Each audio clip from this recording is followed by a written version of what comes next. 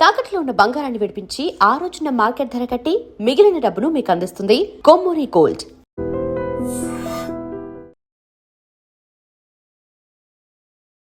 ఈ సినిమాలో వచ్చేసరికి అంటే లయ గారిని తీసుకోవాలి అంటే మీది హిట్ పేరు అన్న తీసుకోవాలని ఐడియా డైరెక్టర్దన్నా అంటే ఈ క్యారెక్టర్కి లయ గారు బాగుంటారు అని చెప్పేసి నేను చెప్తే అతను బాగానే ఉంటారు సార్ అన్న.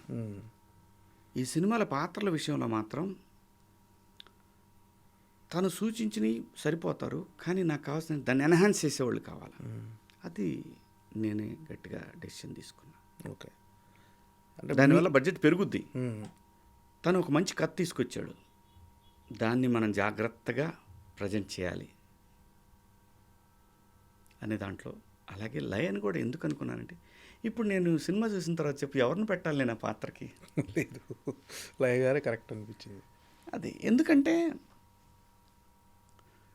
మా ఇద్దరిది డెఫినెట్గా యూనిక్ పేరు. కొంతమంది ఆర్టిస్టులకి, హీరోలకి కొంతమంది యూనిక్గా ఉంటారు. సో అలాంటి పేరు ఇప్పుడు ఏ అమ్మాయిని పెట్టి నేను ఆ అమ్మాయి నన్ను ఏయ్ అంటే అది జనము దాంట్లో ఇన్వాల్వ్ అవుతారా? ఇవన్నీ లెక్కలే కదా. అందుకని లయ కరెక్ట్ అని ఫిక్స్ అయ్యి చేసింది అంతే. ఎలా ఉంటుందంటే ఆ క్యారెక్టరైజేషన్ లయ గారి ముందు మీరు ఎప్పుడు చూడని లయ. అదే నిన్న సూర్యకాంతం అన్నా కదా, ఎప్పుడు అందరు నన్ను ఏడిపిస్తుంటారు, ఈ సినిమాలో నేను ఏడిపిస్తాను అందరిని.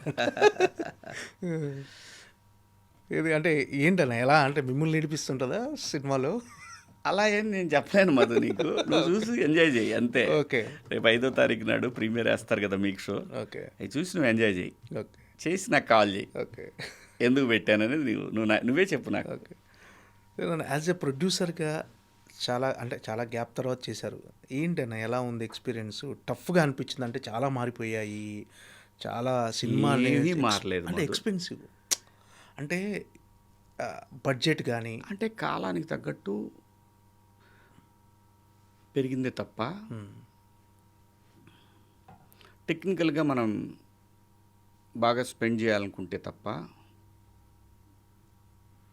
పెద్దగా మార్పు ఏం కనపడలేదు మధు నాకు.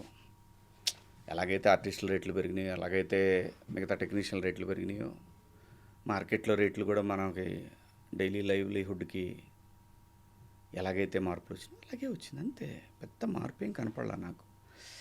ఒకటి మధు, అప్పుడైనా ఇప్పుడైనా ఎప్పుడైనా మనం దగ్గరుండి చూసుకుంటే మన బిడ్డ ఎలా ఉంటుందో, మనం దూరంగా ఉన్నప్పుడు ఎలా ఉంటుందో, ఆ రెండింటికి డిఫరెన్స్ మనకి ఎలా తెలుస్తుందో సినిమా కూడా అంతే మధు.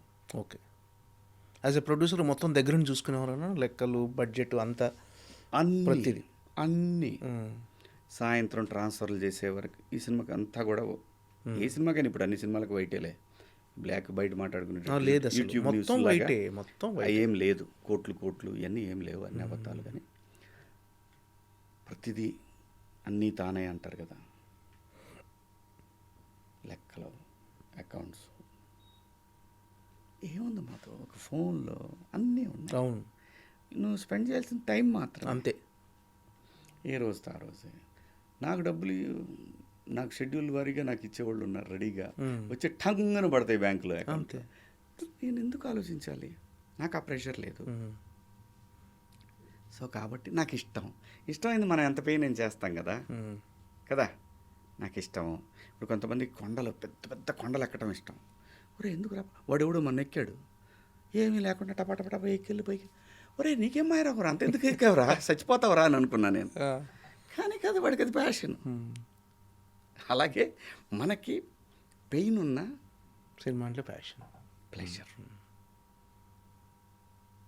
అంటే వర్కింగ్ డేస్ పెరగటం, బడ్జెట్ పెరగటం, చిన్న చిన్నవి ఉంటాయి కదా, సహజంగా ఉంటాయి, అదేం పెద్ద మ్యాటర్ కాదు. అదే నేను అనేది, అదే జాగ్రత్త. ఎలా తగ్గించాలి, ఏం చేసుకోవాలి, ప్రతిదీ. అబ్బాయి ఓకే పేమెంట్ ఇస్తాను, ఎంతకు చేస్తాను, ఇదిగో ఎంతవరకు ఇవ్వగలను నేను, ప్లీజ్. ఇలా చేసుకుంటే ఎప్పుడు ఉంది ఇది సినిమా ఇండస్ట్రీ. నేను వచ్చిన 30 సంవత్సరాల క్రితం ఎలా ఉందో ఇప్పుడు కూడా, ఇదిగో అంత కాదు, ఇదిగో ఇంత, ఓకే ఇదిగో తీసుకెళ్ళి ఇప్పుడే. సో ఆ డిఫరెన్స్ చాలా కనపడుద్ది మధు, ఓకే. మనకు తెలియకుండా చాలా కనపడుద్ది. ఈ సినిమా మీరు ప్రొడ్యూసర్ అవ్వటం వల్ల మీకు వచ్చిన అడ్వాంటేజ్ కానీ కంఫర్ట్ కానీ ఎలా అంటే ఇది వేరే ప్రొడ్యూసర్ అయితే వేరేలా ఉండేదేమో, మీరు అవ్వటం వల్ల బడ్జెట్ కానీ సినిమాని ఆ డైరెక్టర్ ఎలా అనుకున్నాడో అంతకన్నా బెటర్గా ఎక్కించగలిగా. ఇంకో ప్రొడ్యూసర్ అయితే అంత నేను ఫోర్స్ చేయగలిగేవాడిని కాదేమో, అంత అంత పెద్ద పెద్ద ఆర్టిస్టులను పెట్టగలిగేవాళ్ళు కాదేమో. ఇదిగోండి ఇంతే కదా వాళ్ళు ఇచ్చారు మనకి, కనీసం నేను పనిచేసినందుకు నాకు ఎంతో కొంత ఉండాలి కదా ప్రొడ్యూసర్గా. ఇవన్నీ మాట్లాడుకుంటే స్క్రీన్ మీద మనకు కనపడేది చాలా తక్కువ అనిపించింది. అది జరిగి ఉండేది. ఇంతకుముందు మీరు షూటింగ్ చేసేటప్పుడు ఇప్పుడు రీసెంట్ కాకుండా ఇంతకుముందు మీరు చేసినప్పుడు ఈ గ్యాప్ మధ్యలో అప్పుడు మీరు మీ కెరీర్ తొలినాళ్ళలో రిలేషన్స్ బాగుండే, అంటే క్యారవాన్లు ఉండేవి కావు, అందరూ కూర్చొని చెట్ల కింద మంచిగా కబుర్లు చెప్పుకుంటూ తినేవాళ్ళు. ఇప్పుడు అది కనిపించిందా అసలు? లేదు రిలేషన్స్ అనుగుణంగా మనం కూడా మారాలి, తప్పదు. కానీ ఏంటంటే అంటే అన్ని ఆ బ్యూటిఫుల్ చిన్న చిన్న మూమెంట్స్ కనపడే హాయ్ హలో బాయ్ బాయ్, కాసేపు ఏం సినిమాలు చేస్తున్నావు, ఎన్ని చేస్తున్నావు, ఇంకా కొంచెం దగ్గరికి వెళ్ళి కూర్చొని మాట్లాడుకుంటూ ఉంటారు, ఆలోచనలో వెనక్కి కలిసిన వాళ్ళు అంతే. అంతకుముందు అలా ఉండేది కాదు. ఎవడైనా చెడ కూర్చోవాల్సిందే చెట్టు కింద, అందరూ మాట్లాడుకోవాల్సిందే, అందరూ ఏం తెచ్చామని చూసుకొని తినాల్సిందే.